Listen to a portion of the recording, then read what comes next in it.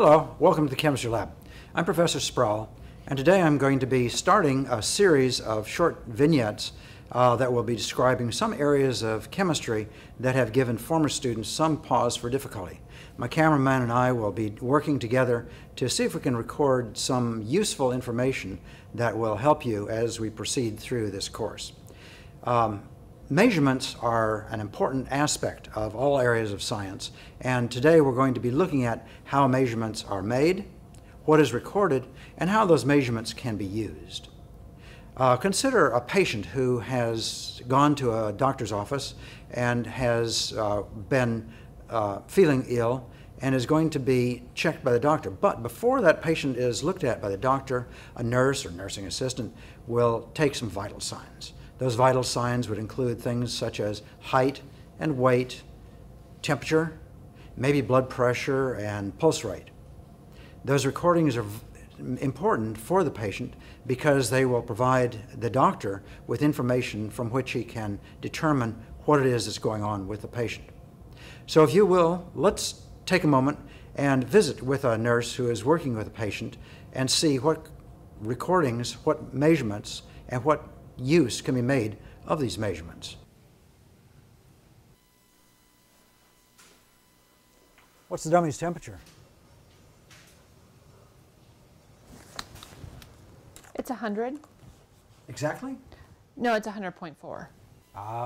Has it been that all along? No, an hour ago it was 99.6. When you told me 100, then you're just giving me an average. Temperatures fluctuate, and it's important to know any trends that occur over time. Oh, and so by taking measurements to the nearest tenth of a degree, you're able to monitor that kind of trend. Yes, that way we know if our efforts are aiding the patient. I see. We'll see what that would look like on graph paper. I happen to have some right here. Let's see, you said that at 11 o'clock, the temperature was 99.6. I'll put that right here. And at 12 o'clock, it was 100.4. And that point will go right here. And if we draw a straight line through those 2 points, you can see that there is an increase in the temperature. You know what students say? I'll do algebra. I'll do trigonometry. I'll even do statistics. But with graphs, I'll draw the line. Okay, I notice you're using a digital thermometer there. It's not like the thermometers I'm used to using. I have been using a mercury thermometer. Do you remember using those? Yes, I remember using those. We no longer use mercury thermometers because mercury is toxic and they can break. Here we are back in the chemistry lab, and I have a laboratory thermometer that I want to look at in comparison with the digital thermometer we saw upstairs. You notice the numbers that were recorded upstairs were very useful, and we'll look at those in just a minute. But the laboratory thermometer is one that you'll be using in the lab, and you can see how long it is and why it should never be shaken. I have seen a student think that this was like an old mercury thermometer, shake it, and it turned into 3 pieces as it flew across the room. Don't let that happen to you. The thermometer is a piece of glassware with a fluid inside, and the fluid is, in this case, alcohol, and we see that the temperature of this thermometer records the temperature to something like where these lines are. And the lines, as you notice, are marked in degrees, and so you might think, naively, that this temperature should be measured in units of degrees, 22 degrees. But if you look at this carefully, you'll see that this actually reads 22.1 degrees. You can actually interpolate between the lines on the thermometer. And this is true of all glassware. Although there will be lines on glassware, it is important to get that next significant figure by interpolating between the lines. And so halfway between would be 5, in this case, tenths. A third of the way or so might be 22.3 degrees. And so we have then this temperature measurement that can be included to one additional significant figure. There would be no reason to record it to an additional significant figure because the quality of the measuring device does not give us the quality of data that we could record to the nearest hundredth. And so the proper measurement with a thermometer of this sort would be to the nearest tenth of a degree. And so we would have, in this case, 22.1 degrees. Wow. I I do remember when people were sickened with mercury poisoning. What exactly happened with that? What was happening was the mercury that we thought was inorganic and unreactive, which was being used for that purpose, was just being dumped into the bay. And tons of this mercury was then in the bay, and the plankton actually were able to take it up. And the plankton then were eaten by small creatures, small fish that lived on vegetation. But then those were eaten by fish higher up in the food chain that were eating, they were carnivorous fish, and that increased the concentration of mercury in their bodies. And then, of course, the individuals in the village were eating the fish. And so, in fact, I have a graph of that, or a table of that, that shows the change in the amount of mercury in this, in the different trophic levels. And you can see from this table, the top here shows that the plankton only had a concentration about 0.001 part per million. That's only a thousandth of a part per million. But as it went up the food chain, you see that by the time it got into the carnivorous fish, it was as much as 1 part per million. Wow, you really came prepared today. You'll notice that each value in the table is only to one significant figure. And the reason for that is there's quite a range around each of the data points that people took in the different fish or plankton or humans. And so recording this only to one significant figure is appropriate. It indicates then the variation by implying that that last digit that's recorded has some error in it. And so the number of digits is essentially the way that someone recording data will include in it the quality of that data.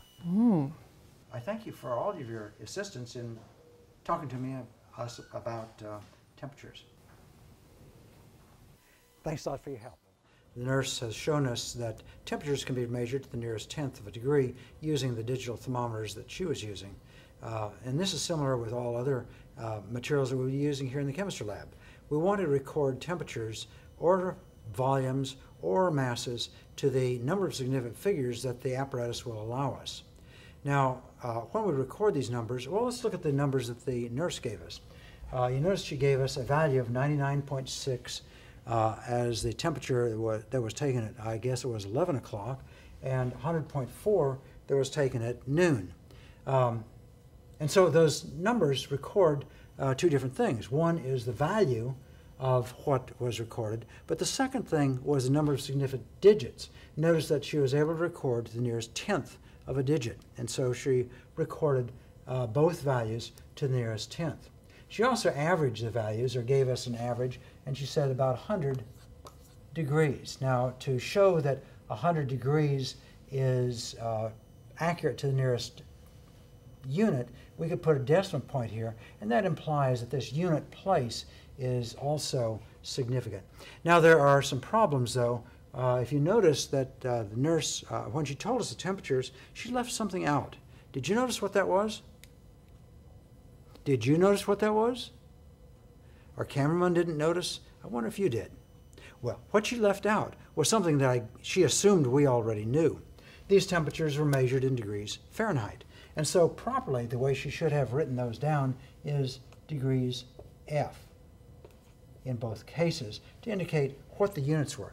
And this is characteristic of all numbers that are measured. All measurements are provided.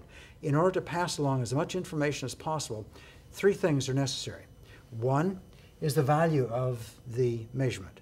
Two is the number of significant digits in the measurement. And three is the units. We can see that also with the values that were tabulated for the Minamata Bay mercury content of different creatures. If you look over here on the board, I've written those down, the same values that were on the chart that we saw earlier. And so, for example, plankton was observed to have a value of about 1 part in 1,000 parts per million. And so 0.001 parts per million is the way that was recorded. Herbivorous fish, the small fish, was recorded 0.2 parts per million. Predatory fish, those that ate these little guys, had a 5-time higher level of mercury in them, and humans a maximum of 10 times greater value in them. And so you notice each of these unit values is recorded to just one significant figure.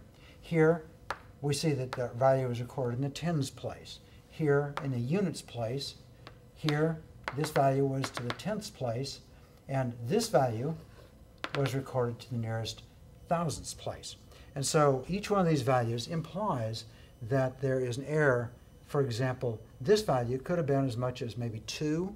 This value could have been perhaps as small as 0.21 or as large as 0.3.